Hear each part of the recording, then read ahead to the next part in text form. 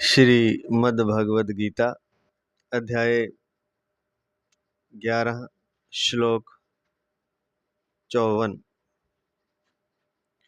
54 संबंध। जब कोई किसी साधन से, किसी योग्यता से, किसी सामग्री से आपको प्राप्त नहीं कर सकता, तो फिर आप कैसे प्राप्त किए जाते हैं? इसका उत्तर भगवान आगे के श्लोक में देते हैं।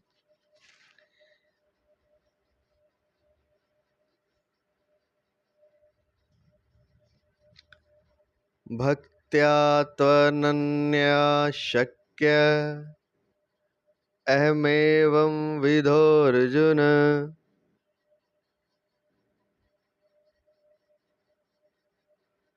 ज्ञातुं द्रष्टुं च तत्त्वेन प्रवेष्टुं च परन्तप। परंतु हे शत्रुतापन अर्जुन, इस प्रकार चतुर्भुज रूप वाला मैं केवल अनन्य भक्ति से ही तत्व से जानने में और साकार रूप से देखने में तथा प्रवेश प्राप्त करने में शक्य हूँ। व्याख्या करने जा रहे हैं। प्रातः स्मरणीय, प्रातः वंदनीय, परम आदरणीय, परम श्रद्धेय, परम पूजनीय, भगवत तत्व प्रेम तत्व प्राप्त महापुरुष पूज्य महाराज श्री स्वामी राम सुखदास जी महाराज जी, उनके ग्रंथ साधक संजीवनी से महाराज जी के अलौकिक पावन चरणों में अनंतानंत दंडवत नमन करते हुए, कोटि नमन करते हुए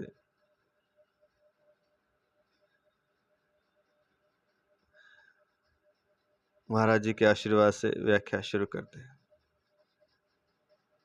व्याख्या। भक्त्या त्वनन्या शक्य अहमेवं विधो अर्जुन,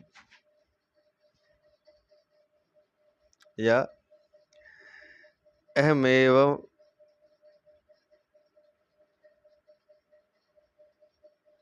अहमेव विधो अर्जुन। ये शब्द है एवं विधा, अहम और एवं विधा और अर्जुन, तीनों को मिला के बन गया ये अहम एवं विधो अर्जुन। एवं विधा इस प्रकार, अहम अर्थात चतुर्भुज रूप वाला मैं अपने लिए कह रहे हैं भगवान। भक्त्या से मतलब अनन्य भक्त्या से, इन दोनों को मिला के बन गया एक, इसमें तय शब्द तू शब्द भी है, तो इन सबको मिला के बन गया भक्त्या त्वनन्या। अनन्य भक्ति से ही मैं जानने में आता हूं। तो सुनते हैं इसका अर्थ। भक्त्या त्वनन्या शक्य अहमेव विधो अर्जुन। यह तू पद पहले बताए हुए साधनों से विलक्षण साधन करके विलक्षण साधन बताने के लिए आया है। भगवान कहते हैं कि हे अर्जुन, तुमने मेरा जैसा शंख चक्र गदा पद्मधारी चतुर्भुज रूप देखा है, वैसा रूप वाला मैं यज्ञ दान तप आदि के द्वारा नहीं देखा जा सकता, प्रत्युत अनन्य भक्ति के द्वारा ही देखा जा सकता। तो भगवान का जो चतुर्भुज रूप है, विष्णु भगवान का या श्री कृष्ण भगवान का भी, विष्णु के जितने भी अवतार हैं विष्णु भगवान के, वो सारे चतुर्भुज रूप है। उनका जो सौम्य वास्तविक रूप है, वैसे तो सारा विराट जो विश्व रूप दिखाया वो भी भगवान का ही रूप है, लेकिन जो सौम्य अलौकिक विलक्षण रूप है वह चतुर्भुज रूप है। और साधारण जो रूप है वह तो द्विभुज रूप से कभी कृष्ण बनकर कभी राम बन के आते ही हैं, लेकिन जो सौम्य अलौकिक विलक्षण भगवान का चतुर्भुज रूप है। चतुर्भुज मतलब 4 भुजाओं वाले, और चारों भुजाओं में धारण क्या करते हैं वो? शंख चक्र गदा पद्म। इसलिए भगवान को शंख चक्र गदा पद्मधारी कहा जाता है। तो कहते हैं कि हे अर्जुन, तुमने जैसा मेरा शंख चक्र गदा पद्मधारी चतुर्भुज रूप देखा है, वैसा रूप वाला मैं यज्ञ दान तप आदि के द्वारा नहीं देखा जा सकता। अर्थात यज्ञ दान से तप से मैं प्राप्त नहीं होता, नहीं देखा जा सकता, मेरे दर्शन नहीं हो सकते, परंतु अनन्य भक्ति के द्वारा ही देखा जा सकता हूँ। अनन्य भक्ति का अर्थ है केवल भगवान का ही आश्रय हो, सहारा हो, आशा हो, विश्वास हो। विश्वास को स्टार लिख के दिया है नीचे। नंबर 1, एक भरोसो एक बल एक आस विश्वास, एक राम धन श्याम हित चातक तुलसीदास। दोहावली ग्रंथ से 277 से लिया है। और दूसरा, एक बानी करुणा निधान की, सो प्रिय जाके गति न आन की। मानस 3:10-4।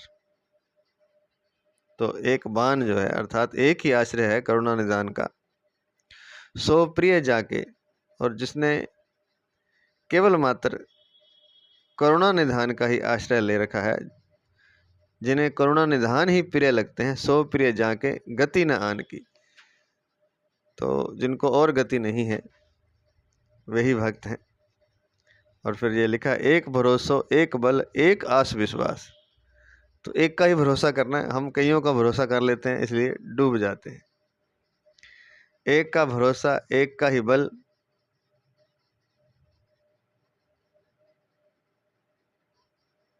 एक ही आस और विश्वास, एक की आशा हो, एक का विश्वास हो, एक राम धन श्याम हित चातक तुलसीदास।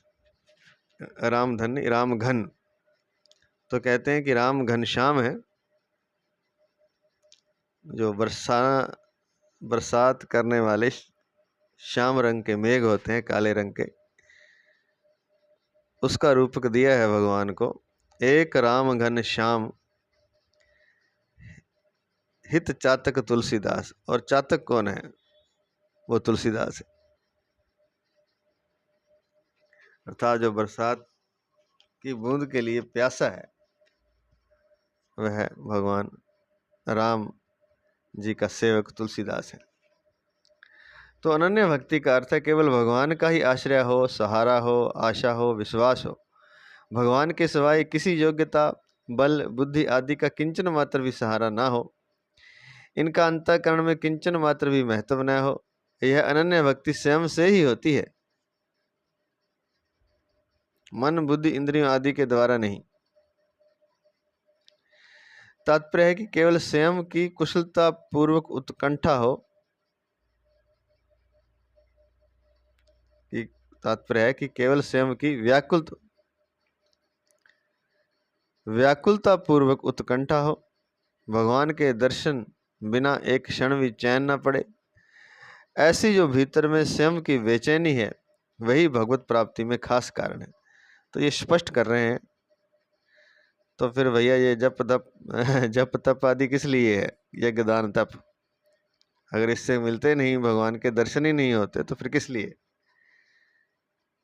तो ये इसलिए कि इसके बिना भी नहीं होगा, क्योंकि जो प्यास जगेगी वो पहले नर्सरी में तो बैठना पड़ेगा ना। तो नर्सरी में जैसे कै कबूतर होता है, खै खरगोश होता है, घै घर होता है, गाय गणेश जी होते हैं। लेकिन जब हम आगे की पढ़ाई करते हैं तब ना तो का कबूतर होता है, ना खा खरगोश होता है, ना गा गणेश जी होते हैं, ना घा घर होता है। अर्थात वो समझने के लिए था, बस एक बेस बनाने के लिए, आधार बनाने के लिए। फिर का ही रहेगा, खा ही रहेगा, गा ही रहेगा, घा ही रहेगा। उसका अलग अन्य उपयोग होगा, वो कबूतर और खरगोश के रूप में नहीं होगा। ऐसे ही यज्ञ दान तप आदि एक आधार बनाने के लिए। परमात्मा किससे मिलेंगे? परमात्मा तो भैया तड़प से मिलेंगे, अनन्य भक्ति से। तो भगवान के दर्शन बिना एक क्षण भी चैन न पड़े, ऐसे जो भीतर में स्वयं की बेचैनी है वही भगवत प्राप्ति में खास कारण है। इस बेचैनी में, व्याकुलता में अनंत जन्मों के अनंत पाप भस्म हो जाते हैं। ऐसी अनन्य भक्ति वालों के लिए ही भगवान ने कहा है, जो अनन्य चित्त वाला भक्त नित्य निरंतर मेरा चिंतन करता है उसके लिए मैं सुलभ हूं। गीता 8वें अध्याय का 14वां श्लोक। और जो अनन्य भक्त मेरा चिंतन करते हुए उपासना करते हैं उनका योगक्षेम मैं वहन करता हूं। गीता 9वें अध्याय का 22वां श्लोक।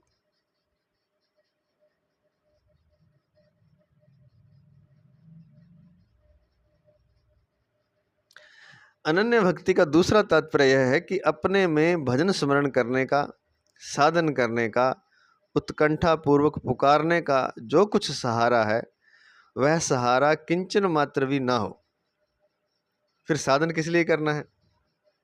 फिर साधना किस लिए करनी है? साधन किस लिए करना है? केवल अपना अभिमान मिटाने के लिए, अर्थात अपने में जो साधन करने के बल का भान होता है कि साधन के बल अर्थात साधना के बल पर मैं अपना उद्धार कर लूंगा, उसको मिटाने के लिए साधन करना है। जोर लगा के देख ले, वो पता चल जाएगा कि ऐसे तो मिलेंगे नहीं। इस पूरा जीवन एक दान तप करो, तो वो किस लिए है? वो फिर अहंकार मिटाने के लिए, कि जो अपने में लगता है कि मैं अपने बल से, अपनी योग्यता से, अपने बुद्धि से, अपने विवेक से परमात्मा को प्राप्त कर लूंगा, उसको मिटाने के लिए साधन करना है। तात्पर्य है कि भगवान की प्राप्ति साधन करने से नहीं होती, प्रति साधन का अभिमान गलने से होती है। साधन का अभिमान गल जाने से साधक पर भगवान की शुद्ध कृपा असर करती है, अर्थात उस कृपा के आने में कोई आड़ नहीं रहती और उस कृपा से भगवान की प्राप्ति हो जाती है।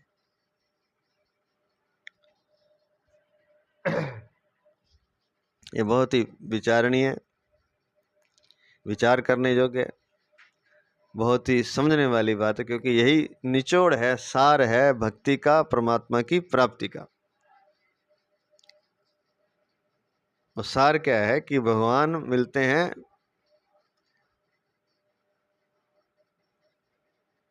भगवान को पाने की चाहत कितनी है, चाह कितनी है, तमन्ना कितनी है, उत्साह कितना है, उत्साह भी नहीं कहेंगे, तड़फ कितनी है। उत्साह भी उसमें आ जाएगा, उत्साह कम भी हो तो चल जाएगा, तड़फ पूरी होनी चाहिए। कितनी तड़फ? एकमात्र भगवान को पाने के लिए एकमात्र साधन है। इसको साधन भी नहीं कहेंगे वैसे तो, ये साधन तो जब तक दान आदि है। एकमात्र जो योग्यता है भगवान को प्राप्त करने के लिए, या कह सकते हैं साधन भी कह सकते हैं समझने के लिए, वो है तड़फ। किसी चीज को पाने के लिए जैसे हमारे मन में मन तड़फ उठे, तो ऐसे जब मन में तड़फ उठ जाती है तो फिर परमात्मा तो मिल ही जाएंगे। तो अनन्य भक्ति जिसको कह रहे हैं वो ये है कि तड़फ, बस केवल परमात्मा चाहिए और कुछ नहीं चाहिए। और यही तड़फ अगर संसार में भी होती है हमें, तो इसी तड़फ से संसार की चीजें भी मिल जाती हैं। तड़फ चाहिए। कई बार कोई चीज नहीं मिलती इस जन्म में, तो वो मिलेगी जरूर अगर तड़फ पूरी है तो अनन्य भक्ति से मतलब है, तात्पर्य है तड़फ का। वो तड़फ क्या है कि भगवान के दर्शन के बिना एक क्षण भी चैन ना पड़े, व्याकुल हो जाए, जैसे मछली व्याकुल हो जाती है जल से बाहर आने पर, और थोड़ी देर जल ना मिले तो तड़फ तड़फ कर प्राण दे देती है। ऐसी जब स्थिति होती है तब भगवान तो मिले मिलाए हैं, फिर भागे हुए आ जाएंगे। तड़फ चाहिए।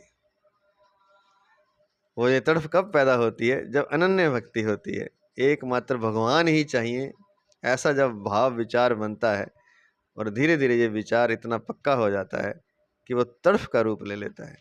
तो अनन्य भक्ति तड़फ कब बनेगी? जब अनन्य भक्ति होगी। और अनन्य भक्ति कब होगी? जब दूसरी चीज़ों की चाह हम छोड़ देंगे। अन्य का आश्रय जब छोड़ देंगे तब अनन्य भक्ति होगी, और जब अनन्य भक्ति होगी तब तड़फ पैदा होगी, और तड़फ भी ऐसी कि भगवान के दर्शन के बिना अब मैं जी नहीं सकता, अब मेरे प्राण चले जाएंगे। ऐसी जो भीतर में स्वयं की बेचैनी है, वही भगवत प्राप्ति में खास कारण है, बस एकमात्र कारण है।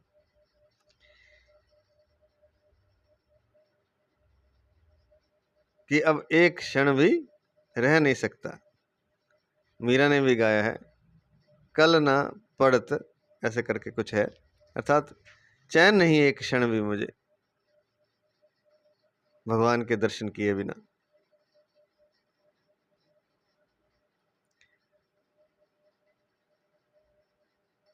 इस बेचैनी में जो भगवत प्राप्ति में खास कारण है कि बस अब मिल जाए, नहीं तो प्राण चले जाएंगे, इस बेचैनी में, व्याकुलता में अनंत जन्मों के अनंत पाप भस्म हो जाते हैं।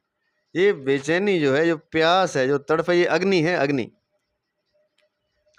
इसमें क्या हो जाता है, इसमें अब फिर इसमें कर्म कुर्म बंद कुछ नहीं रहता। कितने जन्मों के पाप भस्म होते हैं, अनंत जन्मों के, और कितने पाप, अनंत पाप भस्म हो जाते हैं, अर्थात कुछ बचता ही नहीं। ऐसी व्याकुलता, ऐसी बेचैनी जब भीतर पैदा हो जाती है तो कोई कर्म बंधन बचेगा ही नहीं, भस्म हो जाएगा। इसलिए तो परमात्मा मिलेंगे, कोई कर्म बंधन रह जाएंगे तो फिर कर्म भोगने के लिए आना पड़ेगा। लेकिन इस बेचैनी में, इस व्याकुलता में, इस प्यास में, इस तड़फ में, इस प्रेम में, इस अनन्य भक्ति में अनंत जन्मों के अनंत पाप भस्म हो जाते हैं।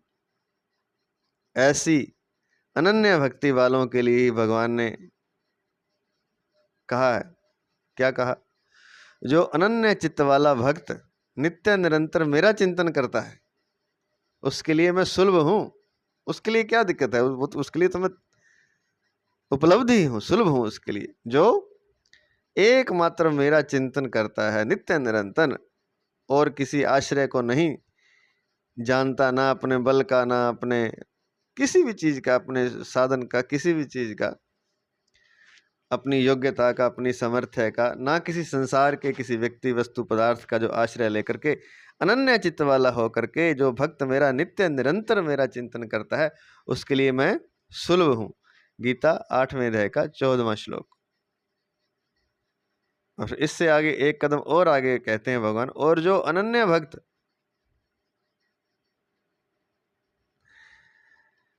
पहले ये 8वें अध्याय का 14वां श्लोक क्या है, जो अनन्य चित्त वाला भक्त नित्य निरंतर मेरा चिंतन करता है, उसके लिए मैं सुलभ हूं। तो यह देखते हैं 8वें अध्याय का 14वां श्लोक। कहते हैं भगवान, अनन्य चेतः सततम यो माम स्मरति नित्यशः तस्याम सुलभः पार्थ नित्य युक्तस्य योगिनः।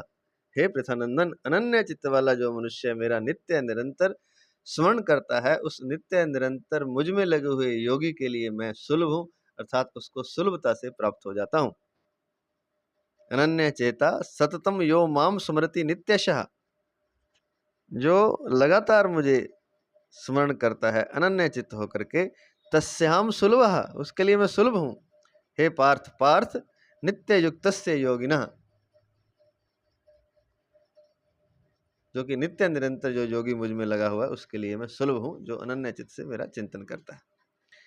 और फिर आगे लिखते हैं, जो अनन्य भक्त मेरा, ये वहीं आगे हम वापिस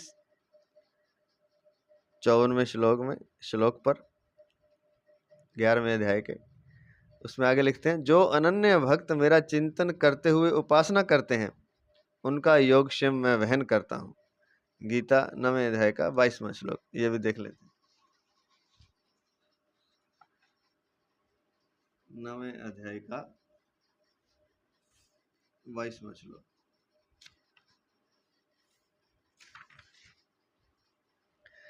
अनन्याश्चिन्तयन्तो माम ये जनाः पर्युपासते तेषां नित्याभियुक्तानां योगक्षेमं वहाम्यहम्। जो अनन्य भक्त मेरा चिंतन करते हुए मेरी भली भांति उपासना करते हैं, मुझ में निरंतर लगे हुए उन भक्तों का योगक्षेम, अर्थात अप्राप्त की प्राप्ति और प्राप्त की रक्षा मैं वहन करता हूँ। तो दोनों बातें आ गई। अनन्याश्चिन्तयन्तो माम ये जनाः पर्युपासते तेषां नित्याभियुक्तानां योगक्षेमं वहाम्यहम्। तेषाम उनका, उन भक्तों का, नित्याभियुक्तानाम मुझ में जो निरंतर लगे हुए हैं, योग क्षेमम उनका योग क्षेम मैं वहन करता हूँ। क्या होता है योग क्षेमम? कि जो उसे प्राप्त है उसको मैं छीनने नहीं देता, उसकी रक्षा करता हूँ।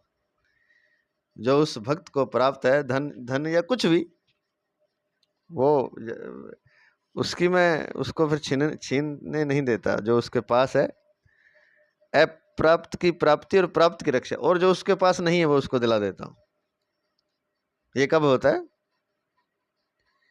जो अनन्य भक्त मेरा चिंतन करते हुए, अर्थात जो निरंतर मेरा चिंतन करते हैं, पहले तो उनको सुलभ हो जाता हूँ, और जब मैं सुलभ हो जाता हूँ फिर उनके योग क्षेम का भी वहन करता हूँ। उनको कुछ नहीं करना, फिर उनको जो चीज़ नहीं, वस्तु नहीं है उनके पास, जो वो उनको मैं उपलब्ध करवा देता हूँ, और जो उनके पास उपलब्ध है उसकी मैं रक्षा करता हूँ।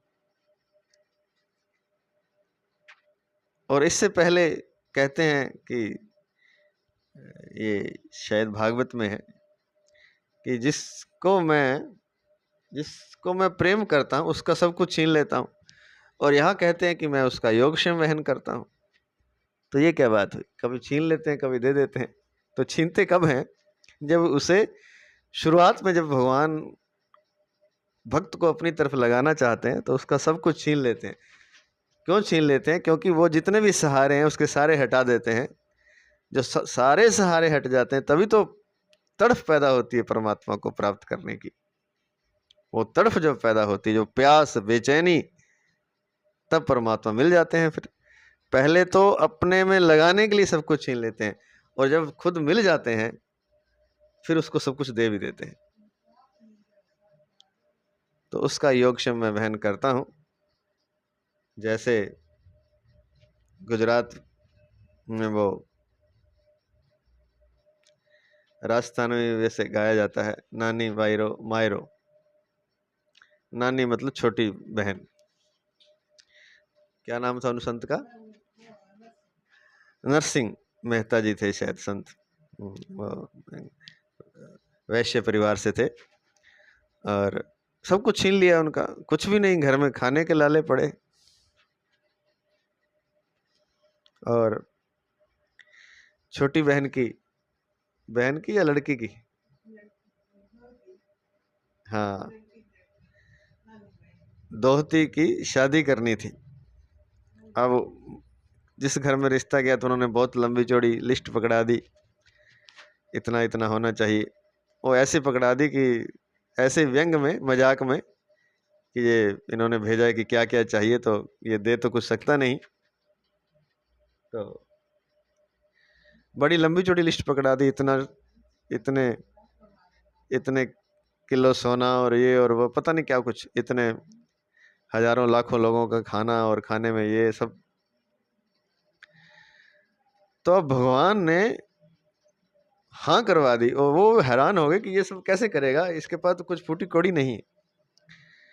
लेकिन वो लंबी कथा है, तो सुनी हुई होगी सबने, नहीं सुनी तो ये मिल जाएगी यूट्यूब में, नानी बायरो मायरो। हाँ हाँ। तो सब कुछ उपलब्ध करा दिया। वही बात यहाँ लिखी कि जो अनन्य भक्त मेरा चिंतन करते हुए उपासना करते हैं उनका योगक्षेम मैं वहन करता हूँ भाई। अब वो बेचारा चिंतन में लगा है भगवान के, उसको कहाँ फुर्सत की संसार में क्या चाहिए, कैसे करना है। तो उसका जो संसार का जो कार्य है वो फिर भगवान देखते हैं। ऐसे ही हम्म, हम्म, हम्म। और ऐसे ही धन्ना जाट के बारे में भी आता है। कहते हैं कि उनका मंदिर है अलवर, पता नहीं भरतपुर में है शायद, अभी भी है, और वहीं वो रहते थे। तो इतने मगन थे भगवान के प्रेम में, तो उनके जो खेती वाले काम थे सब भगवान ही करते थे। करना ही पड़ेगा भाई।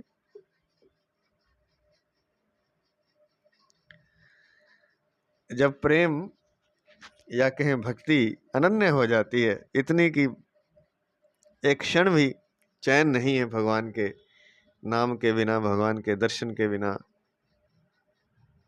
तो उसके पास तो फुर्सत ही नहीं संसार को देखने की। तो फिर उसके योग क्षेम का वहन भगवान स्वयं करते हैं।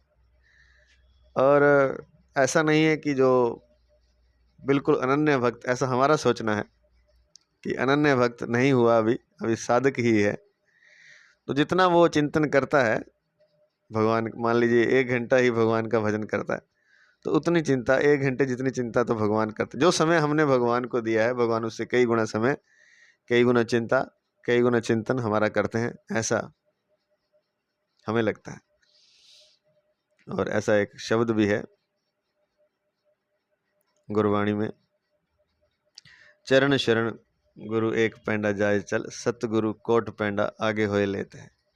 एक चरण जब उसकी ओर चलते हैं तो वो करोड़ों कदमों से हमारी तरफ चलता है। ये तो साधना की बात है, लेकिन संसार के भी योग क्षेम का वहन साधन काल में भी भगवान करते हैं, ऐसा हमें लगता है अपने अनुभव से। हाँ, कर्मों का जो लेखा जोखा है वो तो भोगना ही पड़ेगा, जब तक वो पाप भस्म नहीं हो जाते। वो तो अनन्य भक्ति जब पूरी हो जाएगी भक्ति, तब वो भस्म होते हैं, लेकिन उससे पहले थोड़ा उनका लेखा जोखा भुगतान भी करना पड़ता है। तो दो बातें हैं, जो अनन्य भक्ति, अनन्य चित्त वाला भक्त नित्य निरंतर मेरा चिंतन करता है, उसके लिए मैं सुलभ हूँ। और जो अनन्य भक्त मेरा चिंतन करते उपासना करते हैं, उनका योगक्षेम में वहन करता हूँ। अनन्य भक्ति का दूसरा तात्पर्य यह है कि भजन स्मरण करने का, अपने में भजन स्मरण करने का, साधन करने का, उत्कंठा पूर्वक पुकारने का जो कुछ सहारा है, वह सहारा किंचन मात्र भी ना हो। वो सहारा ही तो छोड़ना, जो एक बल लगता है कि मैं पालूंगा परमात्मा को अपने साधन के बल पर, तो उस साधन का जो बल है, उस अहंकार को मिटाने के लिए साधन, क्योंकि साधना से मिलता तो है नहीं परमात्मा, लेकिन साधना से एक काम होता है कि जो अहंकार मिट जाता है। करते करते उसे पता चलता है कि ऐसे तो मेरे बल से, तो मेरी समर्थ से, तो मेरे भजन स्मरण से, तो मेरे साधन करने से, मेरे उत्कंठा पूर्व पुकारने से नहीं मिलेगा।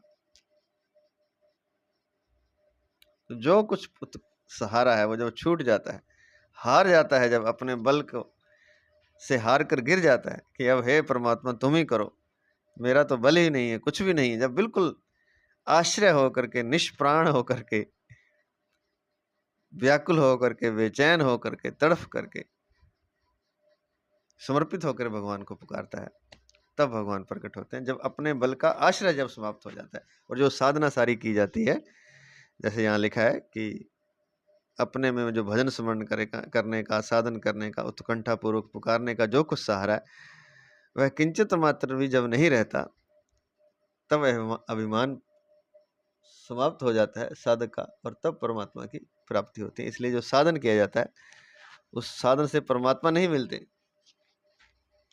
प्रत्युत साधना का अभिमान गल जाता है।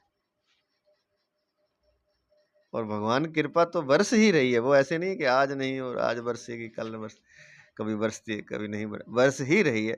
लेकिन जब अभिमान गल जाता है, जो अभिमान का जो कवच है, जब वो टूट जाता है, तो भगवान की कृपा के बीच कोई दीवार नहीं रहती, कोई आड़ नहीं रहती, और उस कृपा से भगवान की प्राप्ति हो जाती है।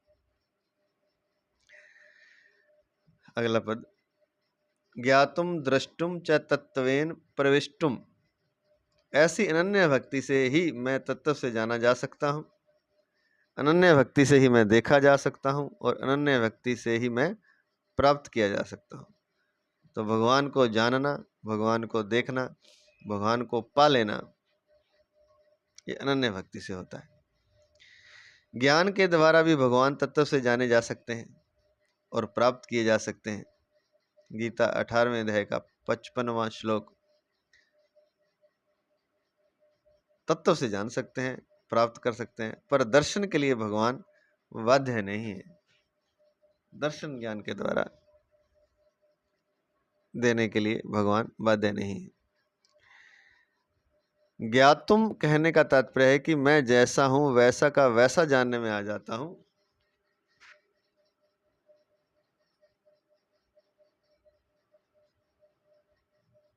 जानने में आने का यह अर्थ नहीं कि मैं उसकी बुद्धि के अंतर्गत आ जाता हूं, प्रत्युत उसकी जानने की शक्ति मेरे से परिपूर्ण हो जाती है। तात्पर्य है कि वह मेरे को वासुदेवा सर्वम, गीता 7वें अध्याय का 19वां श्लोक, और सद सच्चा हम, गीता 9वें अध्याय का 19वां श्लोक इस तरह वास्तविक तत्व से जान लेता है। तो कहते हैं कि जानने का अर्थ यह नहीं कि मैं उसकी बुद्धि के अंतर्गत, अभी बुद्धि से वो मेरे को जान लेता है, प्रत्युत उसकी जानने की शक्ति मेरे से परिपूर्ण हो जाती है। तात्पर्य है कि वह मेरे को वासुदेव सर्वम इस तरह वास्तविक तत्व से जान लेता है। जानने की शक्ति पूर्ण हो जाती है, अर्थात उसे पता चल जाता है कि अनुभव हो जाता है कि भगवान के सिवाय कुछ है ही नहीं, और वो स्वयं भी भगवान के अंतर्गत ही है, इसके सिवाय कुछ नहीं है। वो अलग होकर नहीं जान लेता कि वो अलग रहता है और भगवान को जान लेता है, अर्थात बुद्धि के द्वारा नहीं, वो उसमें लीन होकर के भगवान को जान लेता है। जानने की शक्ति भगवान से परिपूर्ण हो जाती है। और वासुदेव सर्वम और सद सच्चा हम, अर्जुन इस तरह वास्तविक तत्व से जान लेता है। द्रष्टुम कहने का तात्पर्य है कि वह सगुण रूप से, अर्थात विष्णु, राम, कृष्ण आदि जिस किसी भी रूप से देखना चाहे मेरे को देख सकता है। जैसा उसका भाव है वैसा वो देख सकता है।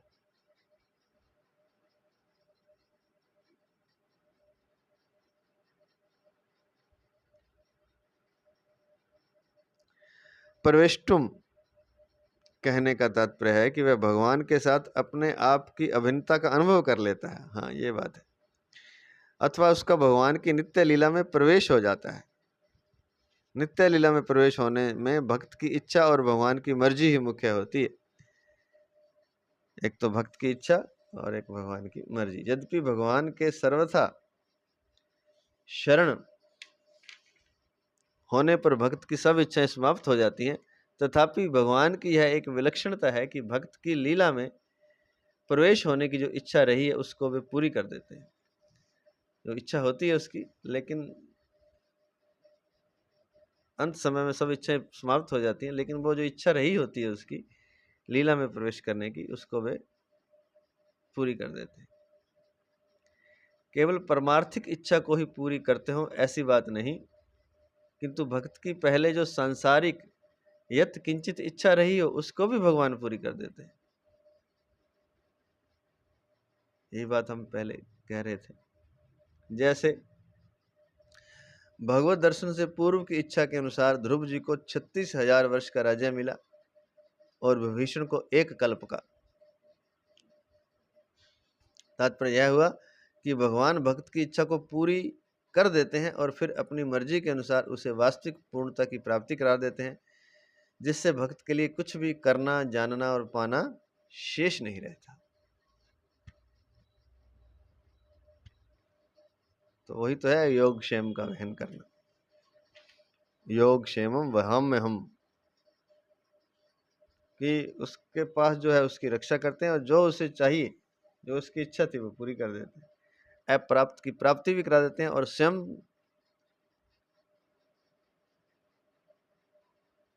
अपने से भी मिला लेते हैं, अपने में मिला लेते हैं। विशेष बात, भक्त की खुद की जो उत्कट अभिलाषा है, उस अभिलाषा में ऐसी ताकत है कि वह भगवान में भी भक्त से मिलने की उत्कंठा पैदा कर देती। अगर तड़प है भगवान से मिलने की, तो भगवान में भी उस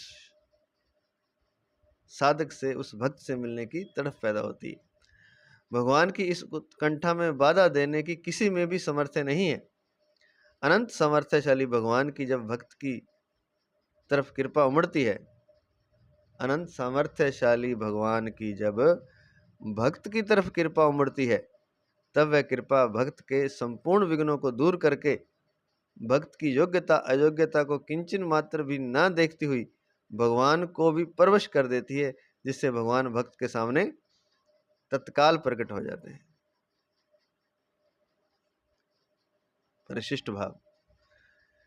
यहाँ भगवान ने ज्ञान की परानिष्ठा बताई है।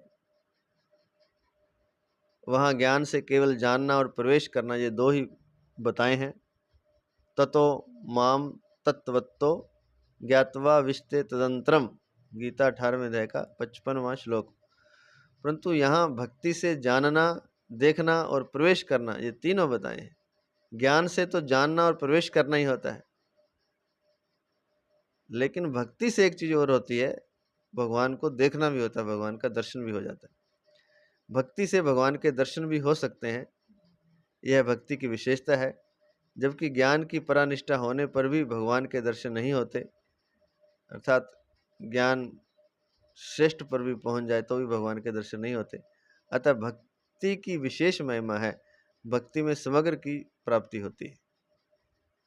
तो भक्ति में सब कुछ प्राप्त हो जाता है, भगवान को जानना, भगवान को देखना, भगवान में प्रवेश करना। ब्रह्म की प्राप्ति में जानना और प्रवेश करना, ये दो बातें हो सकती हैं,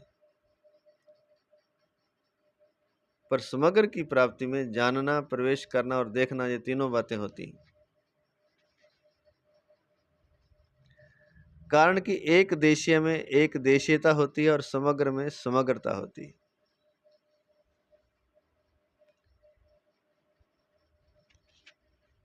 एक देशीय में तो एक देशीयता ही होती है, एक छोटा सा है उसका एक हिस्सा होगा, पूर्णता नहीं होगी, और समग्र में समग्रता होती है।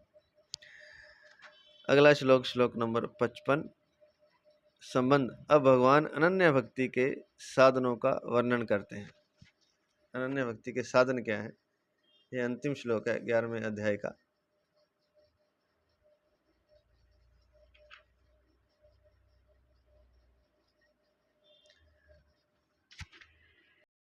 श्लोक नंबर 55। मत कर्म कृन् मत परमो मद भक्तः संगवर्जितः निर्वैरः सर्वभूतेषु यह सा मामेति पांडव।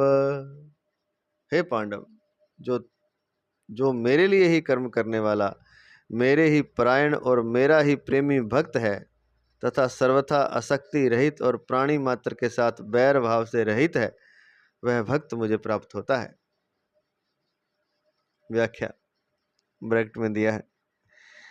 इस श्लोक में 5 बातें आई हैं। इन पांचों को साधन पंचक भी कहते हैं।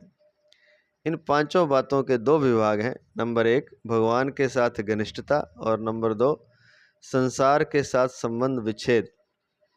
पहले विभाग में मत कर्मकृत, मत परमा और मद भक्ता, ये 3 बातें हैं, और दूसरे विभाग में संग वर्जिता और निर्वैरः सर्वभूतेषु, ये 2 बातें हैं, और दूसरे विभाग में संग वर्जिता और निर्वैरः सर्वभूतेषु, ये 2 बातें हैं। तो कुल टोटल 5 बातें। तो पहला है मत कर्मकृत। जो जप कीर्तन ध्यान सत्संग स्वाध्याय आदि भगवत संबंधी कर्मों को और वर्ण आश्रम देश काल परिस्थिति आदि के अनुसार प्राप्त लौकिक कर्मों को केवल मेरे लिए ही, अर्थात मेरी प्रसन्नता के लिए ही करता है, वह मत कर्मकृत है। साधना भी मेरी अपने लिए नहीं कि परमात्मा मिल जाएंगे, मुझे खुशी मिलेगी, मुझे आनंद मिलेगा, बस परमात्मा के लिए ही करता है साधना भी। और लौकिक कर्म भी अगर करता है देश काल वर्ण आश्रम परिस्थिति के अनुसार, तो वो भी मेरी प्रसन्नता के लिए ही करता है, मत कर्मकृत। तो एक तो ये हो गया। वास्तव में देखा जाए तो कर्म के परमार्थिक और लौकिक, ये 2 बाह्य रूप होते हैं, पर भीतर में सब कर्म केवल भगवान के लिए ही करने हैं, ऐसा एक ही भाव रहता है, एक ही उद्देश्य रहता है। तात्पर्य यह हुआ कि भक्त शरीर इंद्रिय मन बुद्धि से जो कुछ भी कर्म करता है, वैसा भगवान के लिए ही करता है। कारण कि उसके पास शरीर मन बुद्धि इंद्रियां योग्यता करने की सामर्थ्य समझ आदि जो कुछ है, वह सब की सब भगवान की ही दी हुई है और भगवान की ही है, तथा वह स्वयं भी भगवान का ही है। वह तो केवल भगवान की प्रसन्नता के लिए, भगवान की आज्ञा के अनुसार भगवान को दी हुई शक्ति से निमित्त मात्र बनकर कार्य करता है। यही उसका मत कर्मकृत होना है।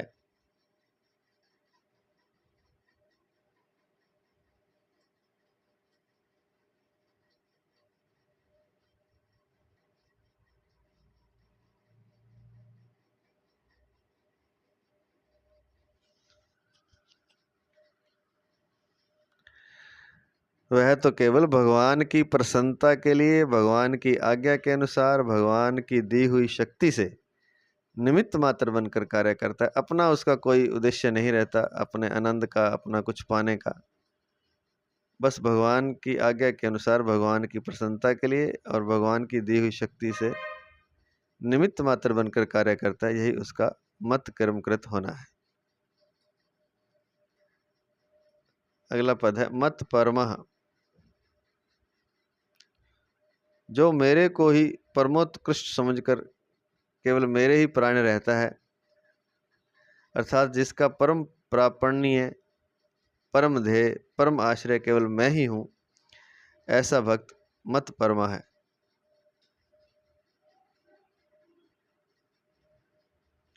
जिसका लक्ष्य केवल मात्र मैं हूं, आश्रय मैं हूं, सब कुछ मैं हूं, जिसका मेरे ही प्राण रहता है, मुझे परमोत्कृष्ट समझकर ऐसा भक्त मत परमा है, अर्थात मेरे ही प्राण है।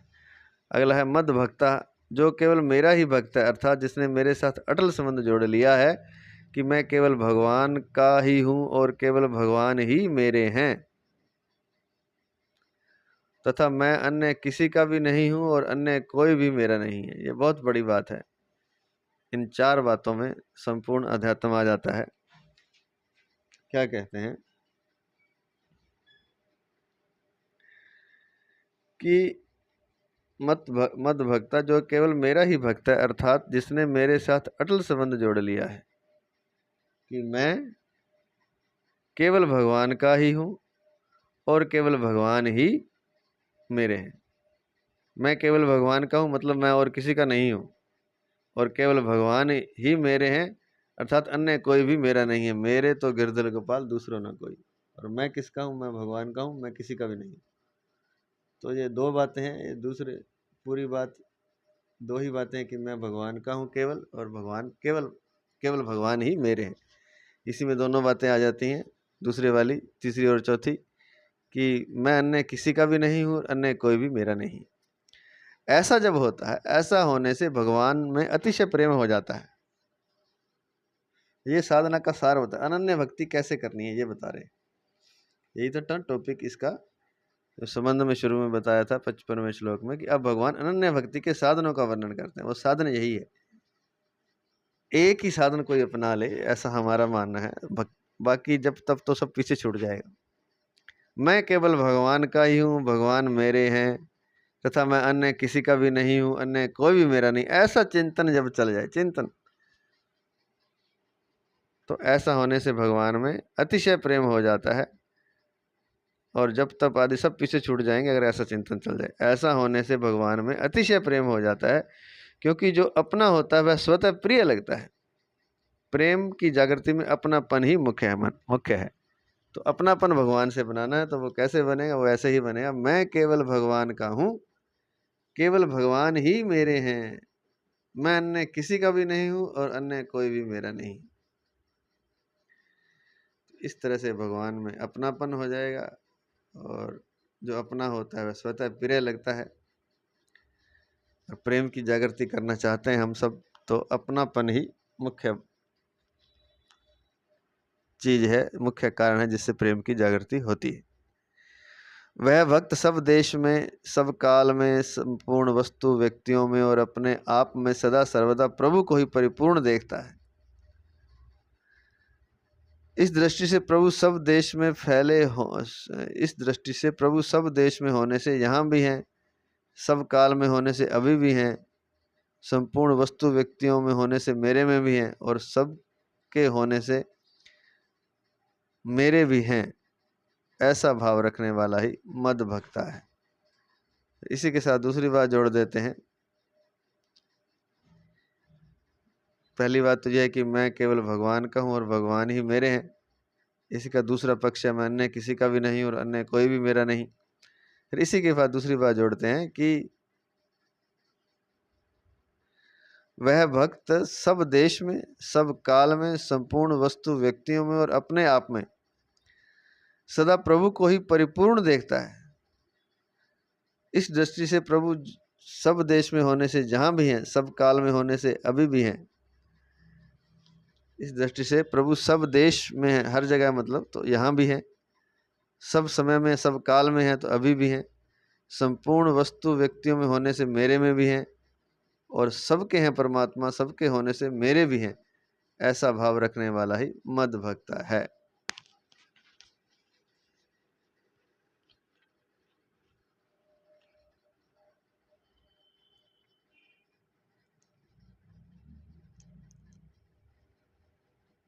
तो वह भक्त सब देश में, सब काल में, संपूर्ण वस्तु व्यक्तियों में और अपने आप में सदा सर्वदा प्रभु को ही परिपूर्ण देखता है।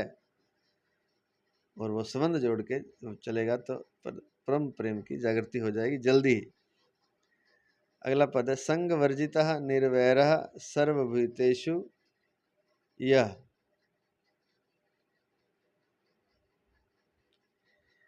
केवल भगवान के लिए ही कर्म करने से, केवल भगवान के ही परायण रहने से और केवल भगवान का ही भक्त बनने से क्या होता है,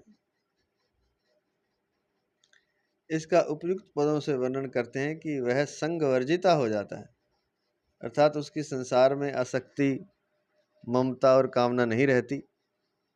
आसक्ति, ममता और कामना से ही संसार के साथ संबंध होता है और संसार से कोई कामना ही नहीं है, किसी से ममता ही नहीं है, किसी से अटैचमेंट ही नहीं है, तो फिर संसार कहाँ रहेगा, संसार छूट जाएगा, संग वर्जिता हो जाएगा।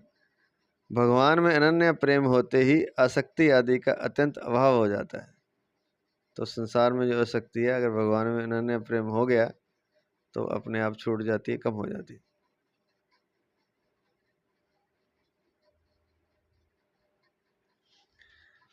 भगवान में अनन्य प्रेम होते ही आसक्ति आदि का अत्यंत अभाव हो जाता है।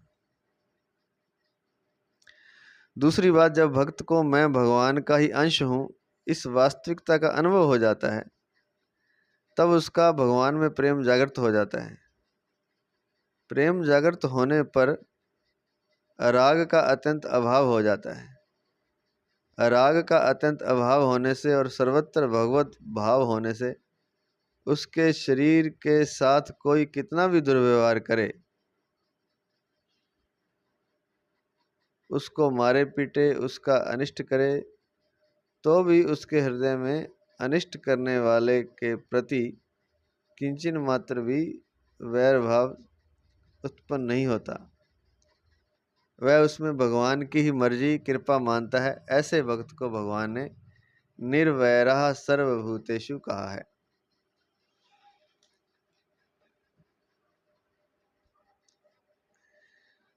पुनः से सुने ये बात। जब भक्त को मैं भगवान का ही अंश हूँ इस वास्तविकता का अनुभव हो जाता है, तब उसका भगवान में प्रेम जागृत हो जाता है। जब उसे ये अनुभव हो जाता है, प्रेम जागृत होने पर, अब भगवान से प्रेम हो गया तो राग संसार से तो रहेगा ही नहीं। राग का अत्यंत अभाव होने से और सब जगह भगवान को देखने से, अर्थात सर्वत्र भगवत भाव होने से, उसके शरीर के साथ कोई कितना ही दुर्व्यवहार करे, अब हर जगह भगवान दिखता है और मारने वाला भी भगवान है। अगर कोई उसको मारे पीटे, कहने का तात्पर्य उसका अनिष्ट करे, तो भी उसके हृदय में अनिष्ट करने वाले के प्रति किंचन मात्र भी बैर भाव उत्पन्न नहीं होता, क्योंकि राग द्वेष मिट गया। वह उसमें भगवान की मर्जी कृपा मानता। ऐसे भक्त को भगवान ने निर्वैरः सर्वभूतेषु कहा है। उसका किसी से वैर ही नहीं है।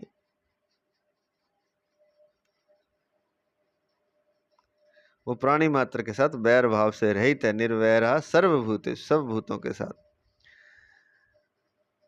आगे चलते हैं। संग वर्जितः और निर्वैरः सर्वभूतेषु, इन दोनों का वर्णन करने का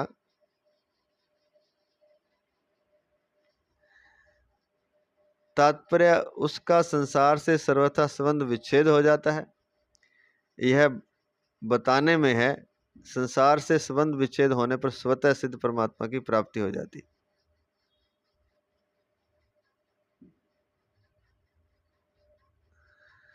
संग वर्जिता और निर्वैरा सर्वभूतेषु, इन दोनों का वर्णन करने का तात्पर्य यह बताने में है कि उसका संसार से सर्वथा संबंध विच्छेद हो जाता है। संग वर्जिता, संसार से संबंध विच्छेद होने पर स्वतः सिद्ध परमात्मा की प्राप्ति हो जाती है। क्योंकि परमात्मा से तो हम जुड़े हुए हैं, परमात्मा में तो हम हैं ही। संसार से संबंध बना रखा है, इसलिए परमात्मा की अनुभूति नहीं होती, स्वतः सिद्ध परमात्मा की प्राप्ति हो जाती नहीं होती। और जब संसार से संबंध विच्छेद हो जाता है तो स्वतः सिद्ध परमात्मा की प्राप्ति हो जाती है। अगला पद है सा मामेति, ऐसा वह मेरा भक्त मेरे को ही प्राप्त हो जाता है। सा मामेति में तत्व से जानना, दर्शन करना और प्राप्त होना, ये तीनों ही बातें आ जाती हैं, जो कि पीछे के 54वें श्लोक में बताई गई हैं। दर्शन करना, भगवान को जानना, भगवान को तत्व से जानना, ये तीनों बातें आ जाती हैं सा मामेति में, कि वह भक्त मुझे प्राप्त हो जाता है। सा मामेति, सा माम, सह मैंने वह भक्त, माम मुझे, एति प्राप्त होता है। तो इसमें सब कुछ आ गया, भगवान को तत्व से जानना, भगवान को प्राप्त होना और भगवान का दर्शन करना। तात्पर्य है कि जिस उद्देश्य से मनुष्य का जन्म हुआ है वह उद्देश्य सर्वथा पूर्ण हो जाता है। और अंत में है विशेष बात। श्री भगवान ने 9वें अध्याय के अंत में कहा था, मनमना भक्त मद भक्तो मद्याजी माम नमस्कुरु मामय वैश्यसि युक्तवैव मात्मानं मत्परायणः। मन्मना भव मद भक्तो मद्याजी माम नमस्कुरु मामय वैश्यसि युक्तवैव मात्मानं मत्परायणः। 9वें अध्याय का 34वां श्लोक।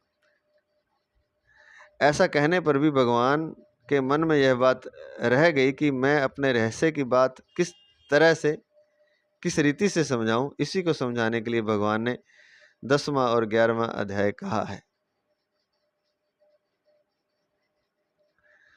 इसका अर्थ है 9वें अध्याय के 34वें श्लोक का, देख लेते हैं। 9वें अध्याय का 34वां श्लोक।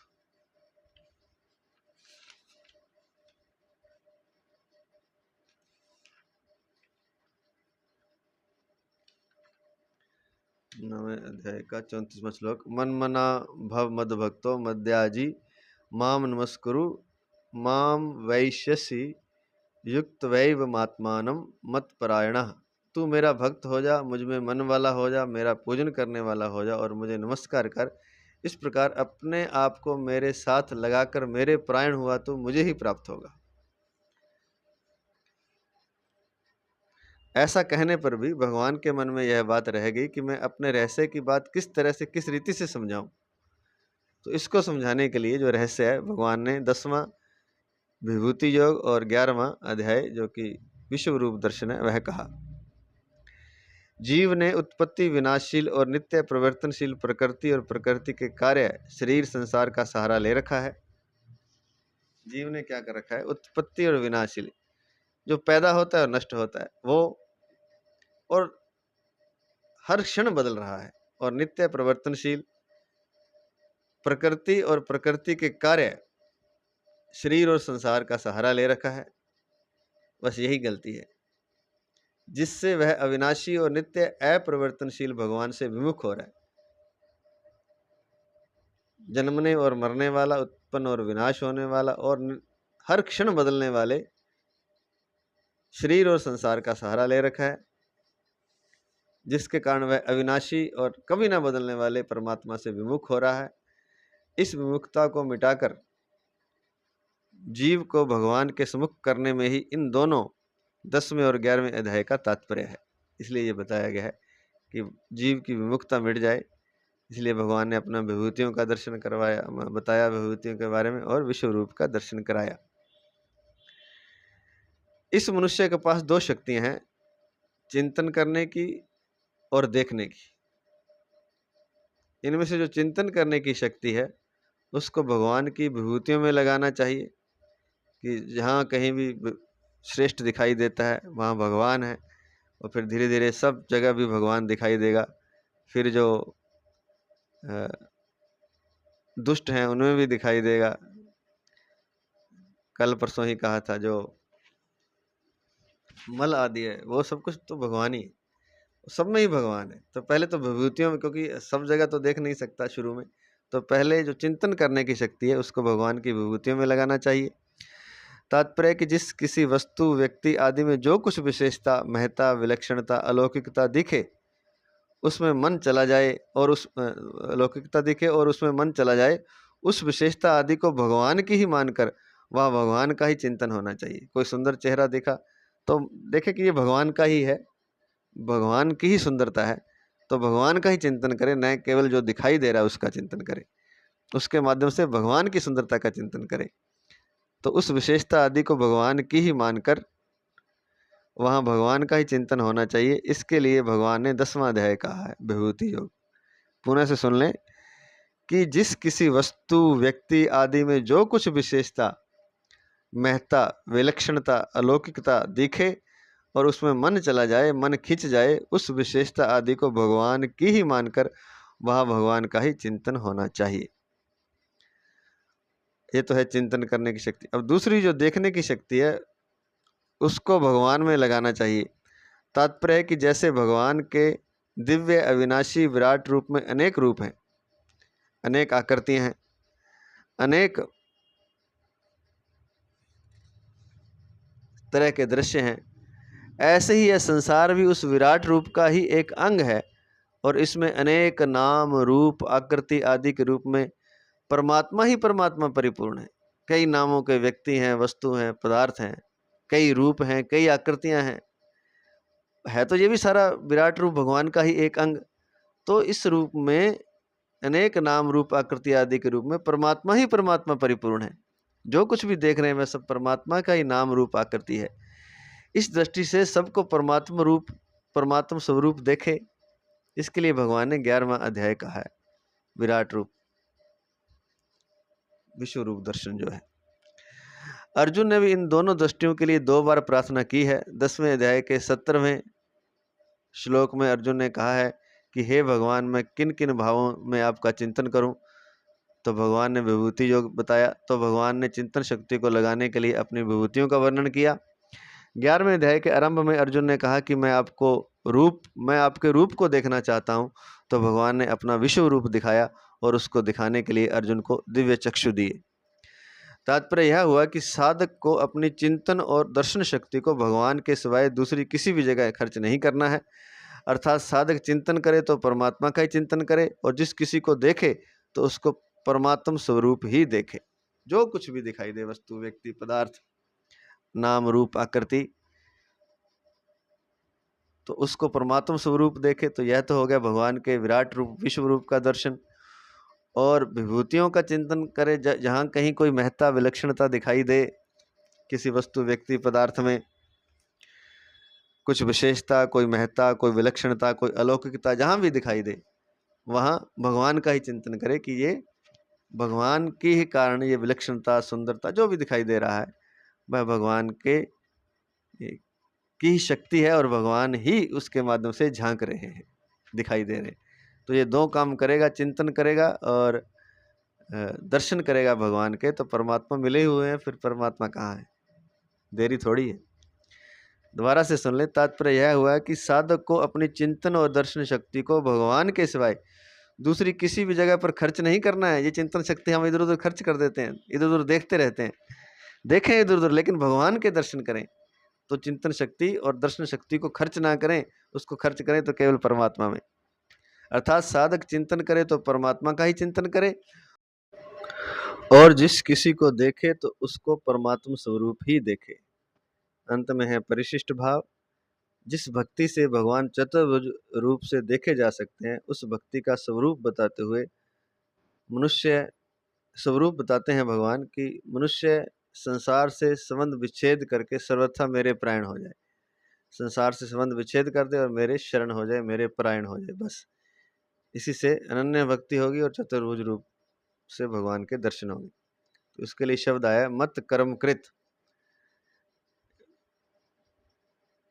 स्थूल शरीर से भगवान के प्राण होना है, मत कर्मकृत, अतः जो भी कर्म करे वह मेरे लिए करे, यह स्थूल शरीर से भगवान के प्राण होना है।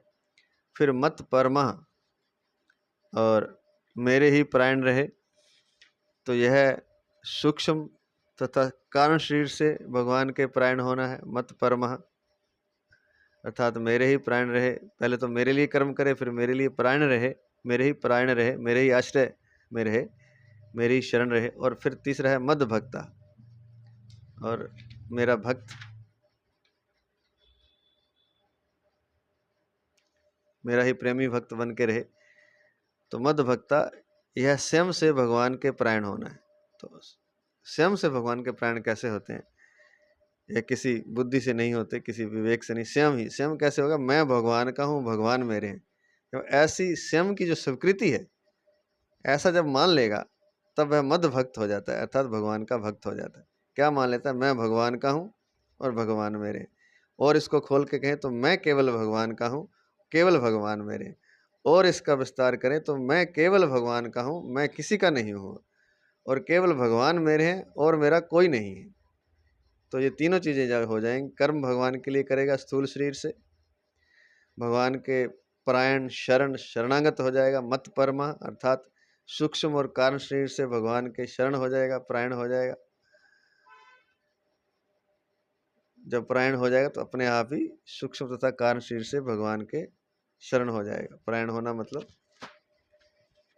सूक्ष्म तथा कारण शरीर से भगवान के शरण होना। और फिर मद भक्ता कब होगा? जब वो कह देगा कि मैं भगवान का हूँ, भगवान मेरे। जब तीनों चीजें हो जाएंगी तो पहले तो स्थूल शरीर से मत कर्मकृत, फिर सूक्ष्म और कारण शरीर से मत परमः, फिर अपने होने से मद भक्ता, मैं भगवान का हूँ, भगवान मेरे हैं। जब तीनों चीजें हो जाएंगी तब सा मामेति पदों से समग्र की प्राप्ति बताई गई है। तब सा माम एति, वह भक्त मुझे ही प्राप्त होता है, अर्थात मेरे दर्शन भी करता है, मुझे जान भी लेता है और मुझे तत्व से भी जान लेता है, मुझे देख भी लेता है, इस तरह से।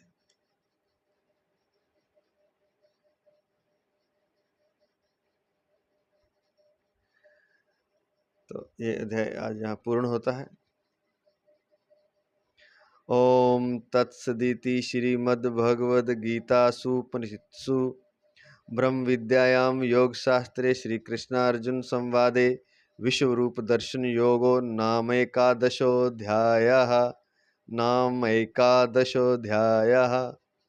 इस प्रकार ओम तत्सत इन भगवान नामों के उच्चारण पूर्वक ब्रह्म विद्या और योग शास्त्र में श्रीमद् भगवद गीतोपनिषद रूप श्री कृष्णार्जुन संवाद में विश्व रूप दर्शन योग नामक 11वां अध्याय पूर्ण हुआ। अर्जुन ने भगवान से दिव्य दृष्टि प्राप्त करके भगवान के जिस विश्व रूप के दर्शन किए थे, उसके वर्णन को पढ़ सुनकर भगवान के प्रभाव को मान लेने से भगवान के साथ योग अर्थात संबंध का अनुभव हो जाता है। अतः 11वें अध्याय का नाम विश्व रूप दर्शन योग है। तो भगवान ने जो दर्शन दिए उसको पढ़ ले या सुन ले तो भगवान के साथ संबंध हो जाता है, भगवान के साथ योग हो जाता है। इसलिए इस अध्याय का नाम है विश्व रूप दर्शन योग। 11वें अध्याय के पद अक्षर और उवाच। नंबर 1, इस अध्याय में अथ एक का दशोध्याय, ये 3 अर्जुन उवाच आदि के 22 आदि पदों के 22 श्लोकों के 851 और पुष्पिका के 13 पद हैं। इस प्रकार संपूर्ण पदों का योग 889 है। नंबर 2, अथ एकादशोध्याय के 7 अर्जुन उवाच आदि पदों के 70 श्लोकों के 2193 और पुष्पिका के 50 अक्षर हैं। इस प्रकार संपूर्ण अक्षरों का योग 2320 है।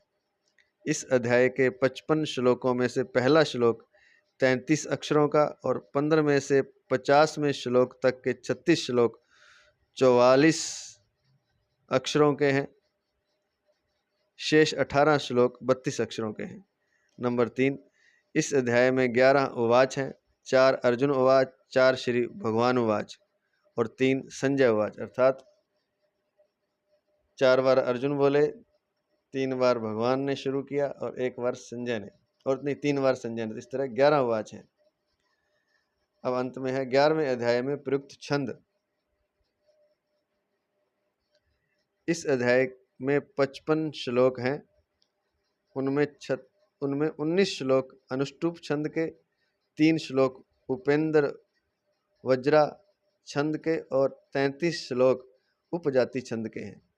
अनुष्टुप छंद वाले 19 श्लोकों में से पहले और 55वें श्लोक के प्रथम चरण में भगण प्रयुक्त होने से भाव विपला, 11वें और 53वें श्लोक के प्रथम चरण में नगण प्रयुक्त होने से नाम विपला और 10वें श्लोक के प्रथम चरण में नगण तथा तृतीय चरण में भगण प्रयुक्त होने से संकीर्ण विपला छंद वाले श्लोक हैं। शेष 14 दूसरे से 9वें तक, 12वें से 14वें तक, 51वां, 52वां और 54वां श्लोक ठीक पथ्यावक्तर अनुष्टुप छंद के लक्षणों से युक्त हैं। शेष 36 श्लोकों में से 28वां, 29वां और 45वां श्लोक उपेंद्र वज्रा तथा शेष 33 अर्थात 15 में से 27वें तक, 30 में से 44वें तक और 46 में से 50वें तक श्लोक ठीक उपजाति छंद के लक्षणों से युक्त है। तो आज इतना ही। ओम तत्सदिति श्रीमद्भगवद गीतासु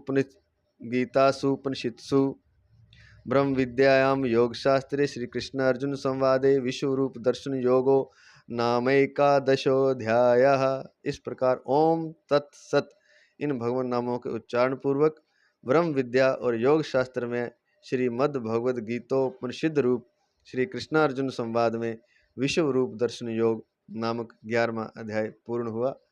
जय श्री कृष्ण, जय श्री कृष्ण, जय जय श्री कृष्ण, जय जय श्री कृष्ण, जय जय श्री कृष्ण। कल से हम 12वां अध्याय शुरू करेंगे और पहले 12वें अध्याय का महात्म्य सुन करके 12वां अध्याय शुरू करेंगे। जय श्री कृष्ण, धन्यवाद।